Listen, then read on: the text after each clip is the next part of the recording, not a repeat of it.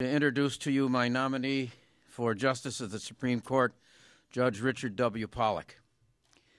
Judge Pollack's nomination is, of course, for Associate Justice of the Supreme Court. This nomination fills a vacancy created by the retirement of Justice James Duffy. It will require a confirmation, of course, by the State Senate.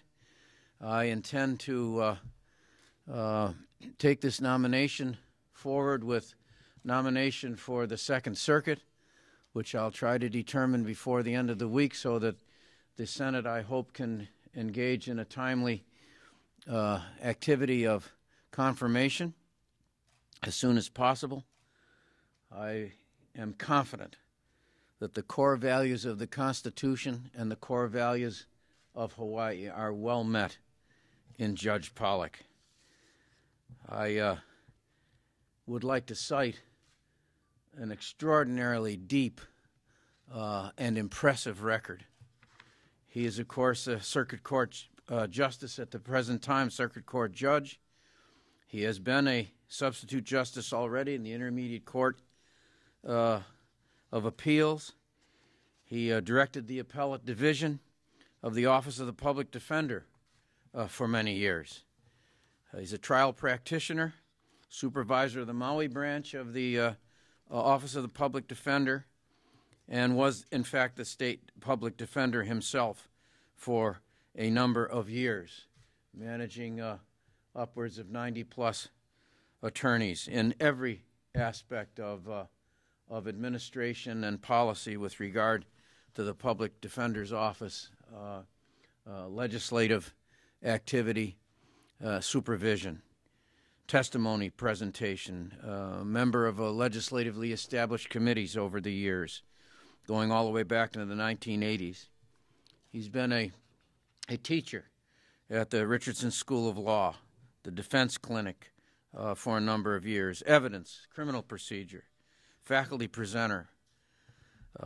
One of the things that the judge and I have shared over the years, and of course my affiliation, if you will, with President Obama's dad, coming from Kenya, and my visits to Kenya in 1977 to 78. The judge was a teacher at secondary school in Kenya, so he's had international experience as well. His legal publications and writings are numerous. His committee service, again, is replete with one venue after another. The judge is known as a judge's judge. Judges and law professors, attorneys throughout the state routinely call upon Judge Pollack for his perspective, for his analysis, for his references, for his views. He has that kind of credibility. His community service is again replete with many committees, organizations, schools, community activities of one kind and another going back for years. I'm pleased that his wife was able to join him today in particular, and I find that if there is anyone who could assume Justice Duffy's position with the certainty that from the very first moment he will be capable not only of rendering decisions but of providing an example and a standard of the administration of justice that is second to none, not only in this state but anywhere in the country, it's Judge Richard Pollack.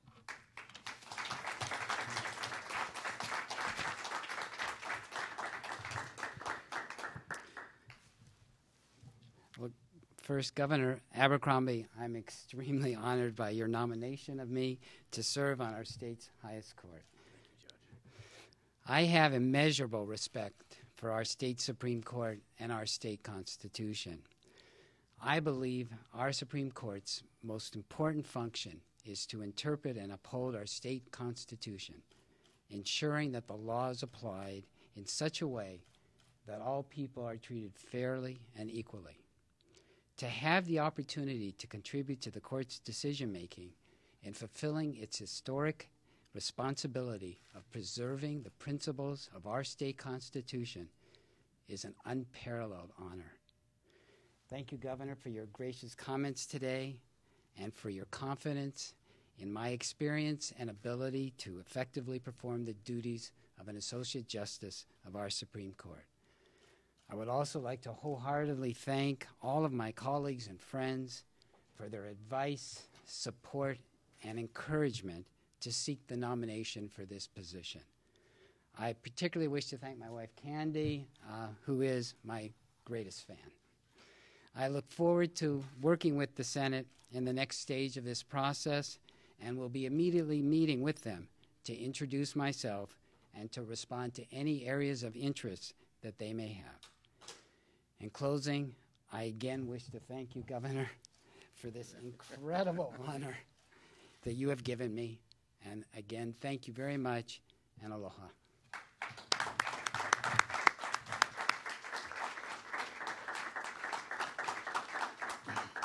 Okay. Judge, come a little closer. Okay. Okay. Any questions? If any observations people would like to make that we can comment on? Governor, you had a list of 5 candidates to choose from. Can you elaborate on why you chose Judge Pollack as opposed to others? No. Governor, how do you feel about the retirement age of 70 for justices? Is that something you'd like to see changed? I thought you were going to stop the question of how do you feel about the retirement age of 70, which should answer itself.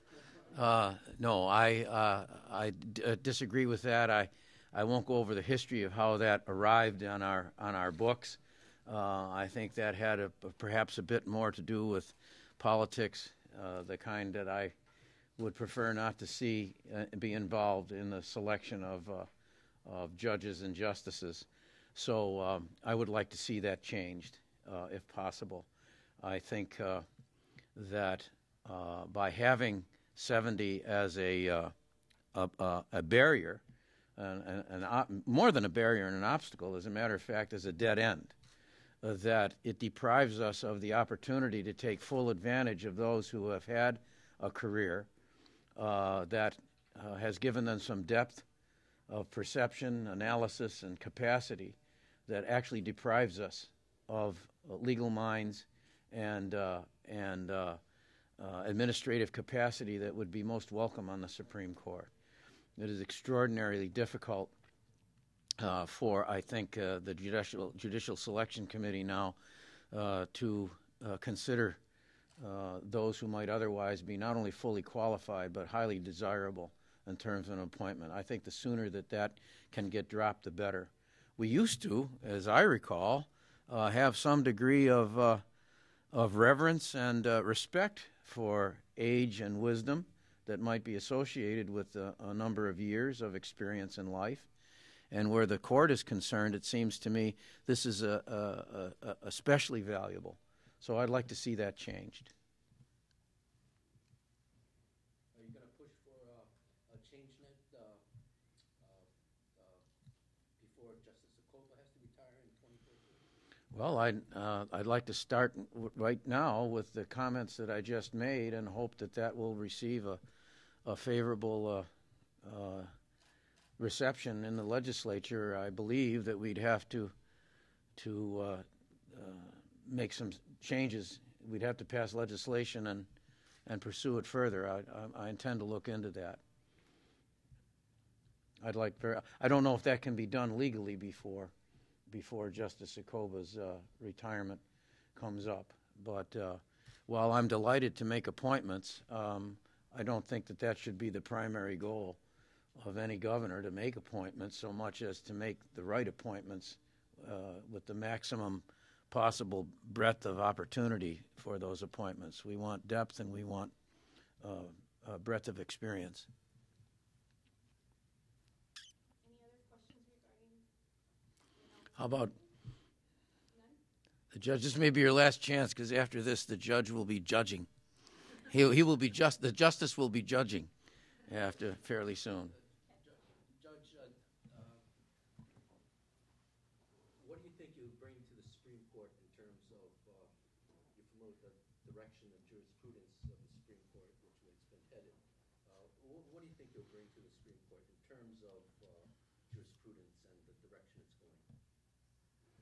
Well, I think the recent direction of the court has been, especially in the past year, has been a direction where I think that the court has taken a very genuine interest and consideration of preserving the rights in our Constitution.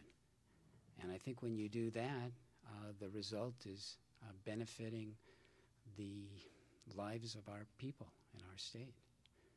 And I would like to see that direction continue, and I'd like to be part of that direction.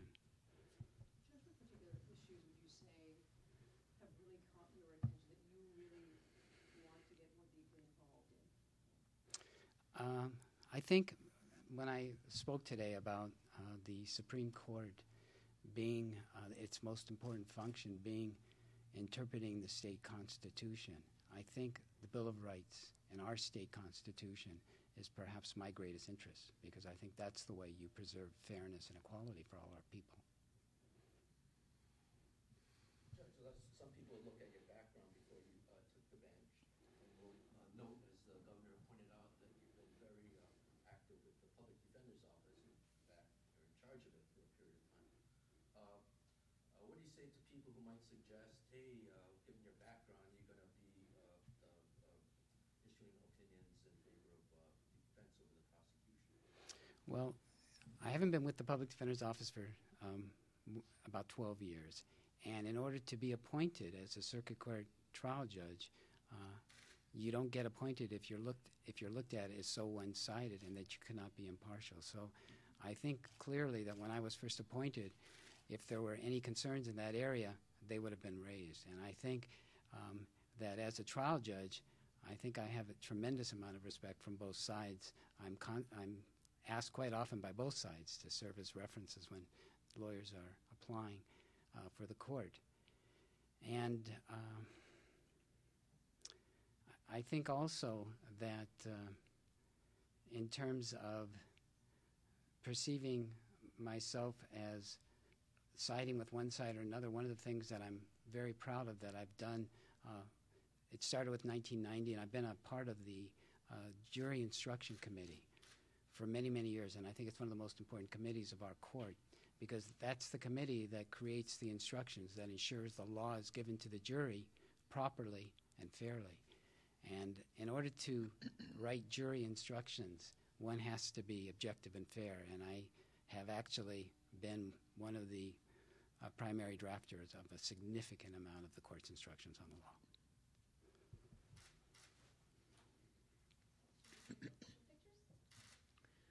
Have sufficient holy pictures been taken?